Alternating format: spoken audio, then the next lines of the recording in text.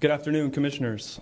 Today I'd like to bring to your attention a potential fraud on an enormous scale happening in your county.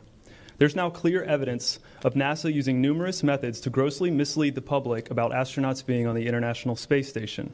During interior ISS scenes from NASA's own live feed, the use of wires, harnesses, green screens, and virtual reality have been detected to achieve the appearance of a weightless environment.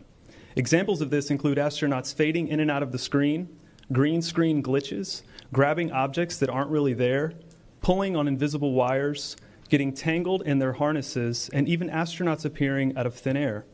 This begs the obvious question. If they're really up there, why are they using Hollywood techniques to fake the footage?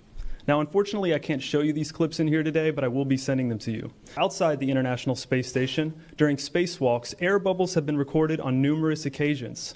How is it possible for air bubbles to be present in the vacuum of space? I once questioned astronaut Scott Kelly about this phenomenon. His body language and answers only created more questions. In 2013, astronaut Luca Parmitano nearly drowned during a spacewalk when his helmet filled with water. This happened again just last year.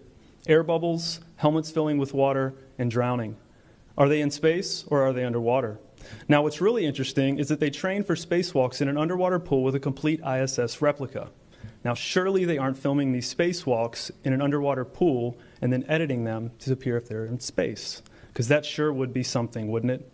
I'm calling on the Brevard County Commissioners to open a full investigation into NASA's fraudulent practices and use of taxpayer dollars. It costs NASA $3 billion per year to operate the ISS, and if they don't have a darn good explanation as to why they're faking these videos, I and the public would like a darn good explanation as to where our tax money is going. And if they are indeed faking the funk, it is our duty to expose and eliminate this fraudulent and astronomically wasteful ISS program. And look, I know what you're all thinking. The NASA is part of the federal government, and you're just county commissioners. Even if what I'm saying is true, what can you do? But let me remind you, not only is this happening in your county, as public officials, you have the platform and the ability to make a statement or hold a press conference, alerting the public